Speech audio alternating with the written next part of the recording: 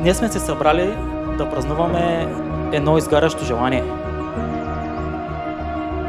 Това желание, което те кара да биеш жени 500 км от Пловдив до Благоевград.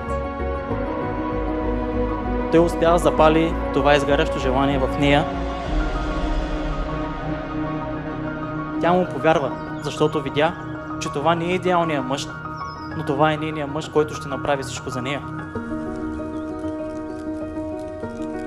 Тя му остави всичко, познато и непознато, за да сбъдне вече тяхната мечта. Техният син Симеон.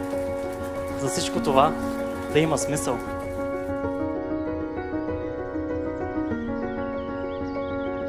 И за това ние сме се събрали да празнуваме това изгарящо желание, което се превърна в една спънната мечта.